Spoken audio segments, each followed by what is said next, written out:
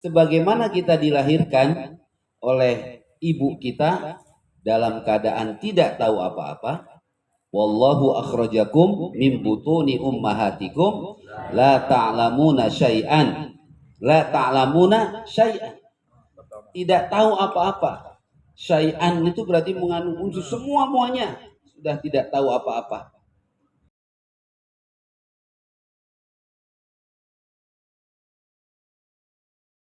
Bismillahirrahmanirrahim. Ini penuh nilai, penuh makna dalam kajian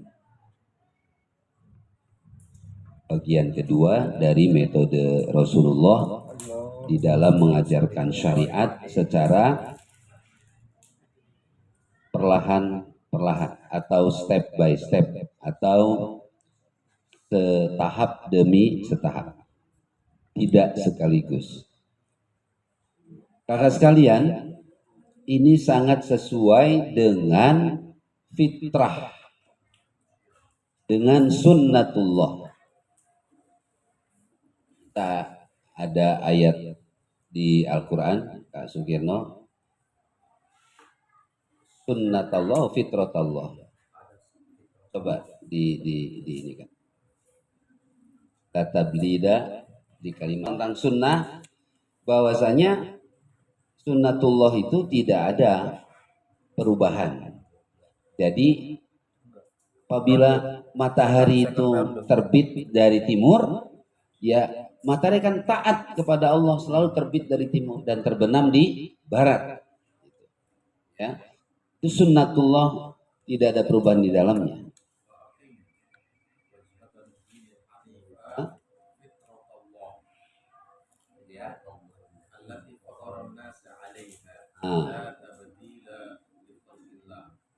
Tabdil li khalqillah, ya. Itu juga tidak boleh kita merubah apa yang sudah ditetapkan oleh Allah Subhanahu wa taala, ya. Ya. Tabdila. Nah, ya. Oleh karena itu, perlahan-lahan itu atau setahap demi setahap itu merupakan sunnah, merupakan fitrah. Sebagaimana kita dilahirkan oleh ibu kita dalam keadaan tidak tahu apa-apa. Wallahu akhrajakum min butuni ummahatikum la ta'lamuna syai'an. La ta'lamuna syai'an. Tidak tahu apa-apa. Syai'an itu berarti mengandung unsur semua-muanya. Sudah tidak tahu apa-apa. Satu huruf pun tidak tahu. Apalagi satu kata, apalagi satu kalimat, satu huruf saya tidak tahu apa. Ya. Di syairnya waladatka ummuka yabna adama bakian. Ibumu wahai anak cucu Adam melahirkanmu dalam keadaan menangis saja, bisanya menangis. Wan nasu haulaka yadhakuna surura.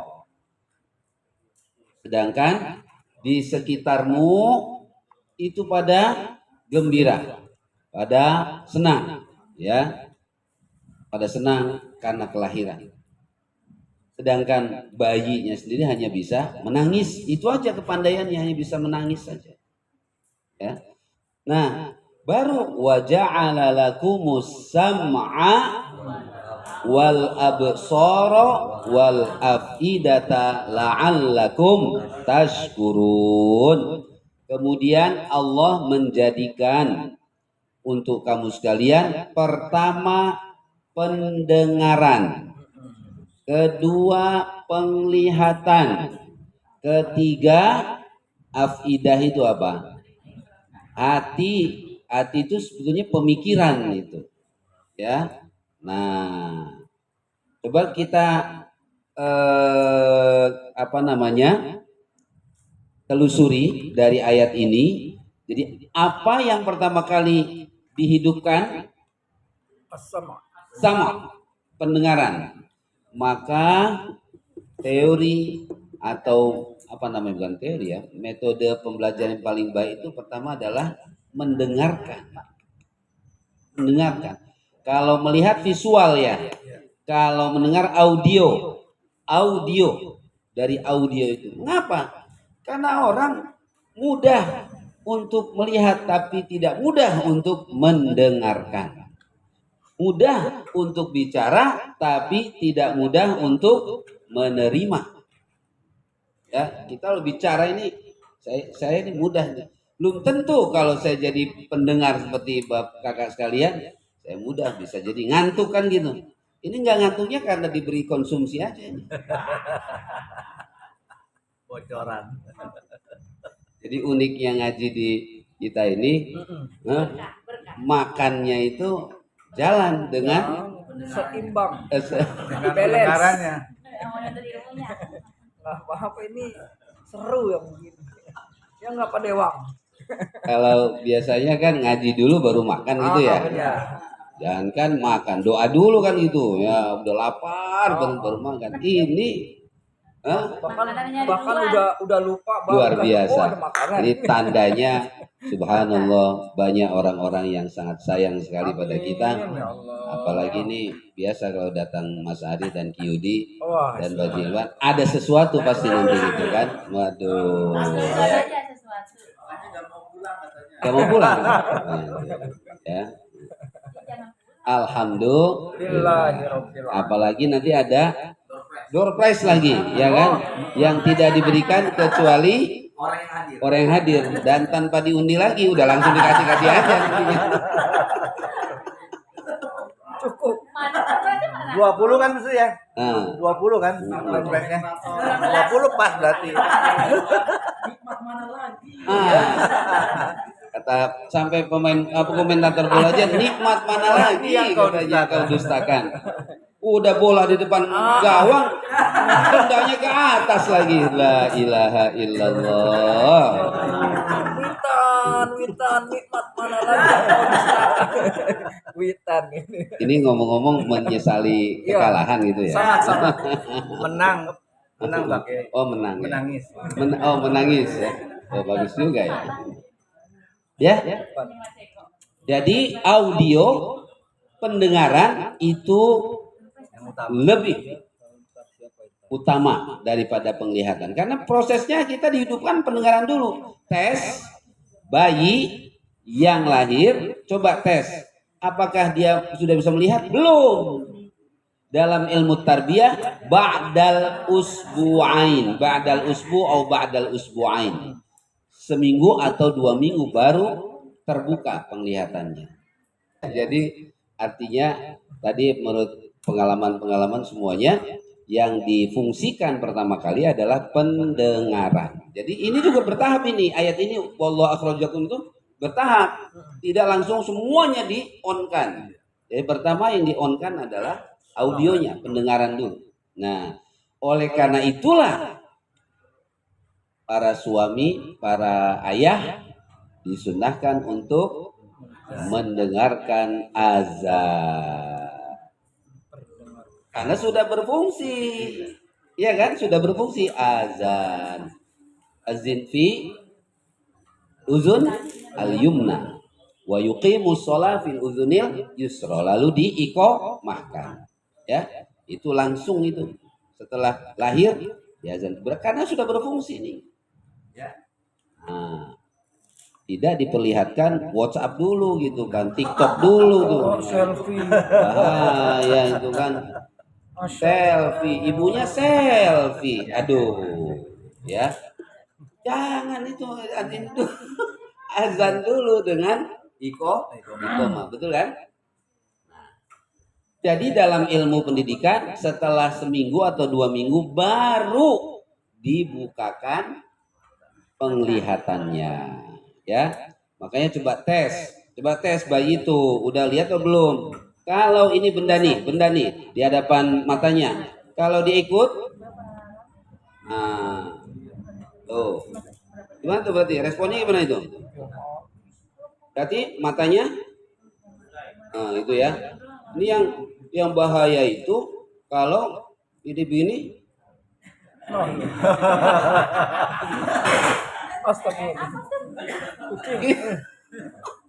Ya, apalagi Saya Juling. tahu. Ya enggak. Nah itu berarti kalau sudah dikasih benda dia gerak itu sudah mulai dibuka penglihatannya. Sekalian pernah nggak masuk ke ruang gelap? Kalau pernah berarti dulu pernah ini jadi afdruk foto itu. Cuci foto. Cuci foto, wah afdruk aja nggak tahu orang sekarang. Afdruk itu nyuci foto zaman dulu itu harus pakai ruang gelap. Counternya yang kecil kan? Counter kecil terus dia masuk ke ada pakai kain hitam. Terus ada lampu patromak gitu ya. Iya. Yang ketawa berarti ini Di pinggir jalan biasanya. pinggir jalan. Kalau yang ketawa berarti pelangap-pelongo berarti udah nggak itu ya, nggak ngalamin Abdul foto. Jadi ruang gelap itu kan. Atau kita masuklah ke sebuah ruangan yang gelap, ya berapa jam itu langsung keluar di siang hari bolong menatap matahari, apa yang terjadi? Wah, bisa-bisa pingsan itu, bisa-bisa pingsan. 9 bulan 10 hari di dalam perut ibu, kalau langsung dibukakan matanya apa yang terjadi? La ilaha illallah, sayangnya Allah, ya. Itulah kadrijian. Loh, padahal kan di rumah sakit kan penuh, apalagi di meja operasi. Iya, lampu. Lampu kan? Lampu kan? Kalau bayi itu langsung bisa ini. Kita aja. Ini saya ini. Nggak tahu, ini bukan teori ini. Kira-kira gitu ya. Ya kan kalau kita masuk di ruang gelap terus kita tiba-tiba gitu, nggak tahan kita kan? Kira-kira begitu. Ya, maka dengan kasih sayang Allah pelan-pelan dibukakan. Ya pelan-pelan. Baru setelah pendengaran dan penglihatan, baru hati yang menjadi pusat pemikiran difungsikan, tapi lama. Anaknya kayak Saifullah tuh, si Mutakin tuh masih mecahin piring gelas nggak? Oh enggak. Usia berapa itu sekarang? Waktu masih mecahin benda-benda itu usia berapa itu? Nah, coba bayangkan 2 tahun belum paham. Jadi kalau ada anak yang nyeret menarik taplak meja, terus ibunya ngomel, yang salah siapa? Ya ibunya. Enggak dong, masa bapak mah nggak pernah salah ya kan? Ya, ibunya lah, tuh kan? Ini ibu-ibu nih, ya. Kalau nanti anaknya memecahkan suatu atau mencoret-coret jangan dimarahin. Karena dia belum berpikir, belum masuk dalam logikanya. Justru dia tahu ketika benda itu pecah, oh ini ada suatu yang bisa pecah. Itu dia berpelan-pelan prosesnya. Kalau megang api, dia makanya ada api, ada pisau apa dia pegang, yang salah bukan anaknya, orang tuanya lah. Ya. Itulah luar biasa manusia itu prosesnya sangat panjang. Pernah lihat Mbe lahiran? Pernah lihat Mbe lahiran? Pernah. Ya Allah, sekarang banyak di TV ada, di Google ngebuka. Begitu Mbe kah, sapi kah, kerbau kah, gajah kah, begitu keluar gitu, ketubannya pecah itu, dia dijilatin sama induknya, dia lah berdiri. Ya kan? Dijilatin lagi, lah jalan. Jilatin lagi, lah lari. Ya Allah, tidak ada satu hari sudah bisa seperti itu manusia. Hamalathu ummuhu wahnan ala wahnin wa fisaluhu fi amain. Sudah 9 bulan 10 hari itu wahnan ala wahnin, susah dan susah. Begitu lahir bukan tambah mudah. Tambah apa? Itu tambah menanti banyak pekerjaan ibunya itu. Menyusuinya, apalagi bangun, pipis, eong, lapar, haus, bolak-balik mandiin, pakai ini. Waduh, sampai yang paling pegel tuh lagi belajar jalan itu ya. Boyok itu gimana boyok? Nah, kalau jalan-jalan bapaknya, nah percaya ada bukan ibunya kalau belajar jalan itu. Bapaknya nuntun di mana itu sampai nukuk-nukuk itu sampai waduh ininya ya kan nggak tahan. Ustaz juga jangan ketawa loh belum paham kok. Ketawa itu jangan emang udah paham. Jadi Kak Wahid senyum-senyum aja lagi emang nggak ngerti emang kencing aja nggak lurus. Dikat itu aja. Ya, jadi luar biasa ini apa proses itu luar biasa. Coba bayangkan baru bisa jalan setahun ya, rata-rata setahun ya. Nah, dan setahun tuh belum mengerti dia belum paham afidahnya belum. Baru tadi berapa mutakin 3 tahun, 4 tahun sekarang. 3 tahun baru sudah tidak memecahkan gelas apa. Coba 3 tahun lama loh itu, ya. Tapi nabok orang masih ya. Masih ada dikit. masih dan jangan dimarahin kalau anak kecil nabok apa jangan. Dia belum tahu, belum paham. Tugas kita memahamkan pelan. Dibentak, dihardik, ada yang error, ada yang konslet. Di mananya? Di sarafnya. Nanti jangan salah, nanti anak yang sering dihardik di apa? Di itu nanti dia nggak nyambung dia. Karena ada yang putus uratnya. Kaget, ya kan? Loh dia kan nggak paham dia memecahkan itu orang dia belum tahu benda itu bakal pecah. Lalu dia kaget, dia kaget itu kan ada yang konslet nanti. Ini rumah ini itu sebelum dicat itu, waduh di dalam itu kan banyak coretan itu. Jadi saya bilang beli cat ya enggak. Berapa sih cat? Ya berapa cat? Nggak mau saya. Sampai anak saya puas nyoret semuanya itu. Udah puas, yang satu brojol lagi gitu kan. Lah, nyoret lagi gitu kan. Ya, kapan mau dicat? Ya biarin. Bapak Ibu sekalian, berapa harga cat? Berapa? Harga cat berapa? 50.000 yang kecil segini. 50.000 cap kuda terbang. Ya, yang kecil yang 5 kilo. Ya. Taruhlah 100.000. Apa arti 100.000 dibanding kreativitas dan potensi yang akan hilang ketika nyoret dibentak, maka dia tidak akan mau coret-coret lagi, padahal dunianya sedang membutuhkan apa? Dunia hayal. Media. Dunia hayal dan dia media. Dia kan kalau sambil nyoret kan sambil mulutnya bilang, lagi ngayal apa itu? Pesawat terbang. Katanya itulah pelukismu agung itu, ya kan? Nah, jadi jangan sampai sia-siakan potensi itu. Jadi biarkan berapa harga cat itu berapa, ya. Dibanding kalau nanti dia justru setelah, ayo tulis, kamu, enggak, ayo kalau udah begitu gimana? Kalau udah magel gitu nggak mau ini, nah akibatnya karena nggak puas masa kecilnya, maka itulah tukang nyoret-nyoret di pinggir jalan gitu. Ya. Ini lihat nih korbannya itu. Tuh ini saya yakin ini gara-gara waktu kecilnya dibentak waktu nyoret-nyoret rumahnya. Ya. Jadi sayang sih udah dicat lagi.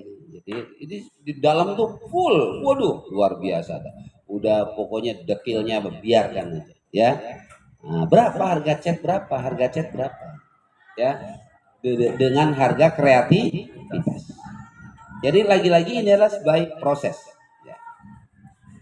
Nah, wa kana sallallahu alaihi wasallam yura'i tadrij.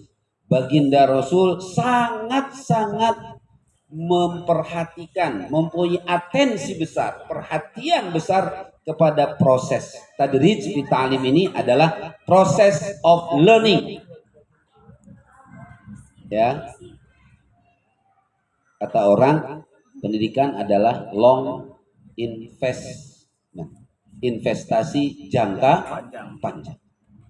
Kemarin saya bicara tidak seperti menggigit apa cabai, mana cabainya nggak ada ya, cabai rawit nggak ada, ini ada, langsung dikeletus, pedesnya berasa di lidah, bus gitu kan.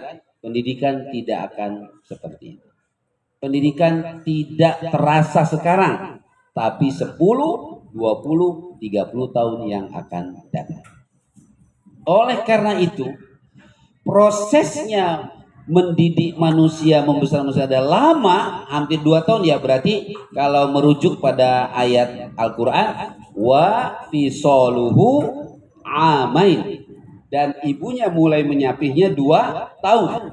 Berarti kira-kira butuh waktu 2 tahun untuk betul-betul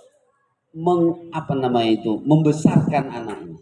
Ya tadi lah 2 tahun aja masih belum ini ya, 3 tahun. Nah, oleh karena itu proses perlahan-lahan, setapak demi setapak adalah sesuatu yang prinsip di dalam pendidikan dan pembelajaran.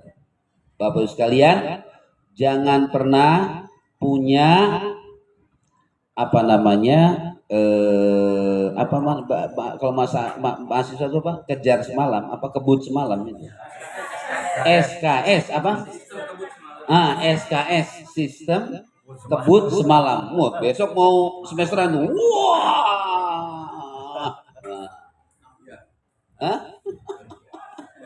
Kalau kata Kak Saifullah itu kalau musim ujian di Al-Azhar, orang jadi khusyuk.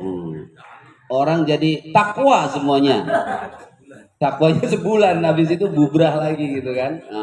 Jadi pendidikan tidak mengenal itu gitu. Tidak mengenal sistem kebut semalam, nggak bisa. Ya. Atau biasanya bahasa lain, kalau ustadz tuh ilmunya sejam lebih dulu daripada muridnya gitu kan. Guru itu sejam itu lebih dulu ya, karena dia baca dulu nggak bisa begitu gitu ya. Harus benar-benar melalui proses yang panjang.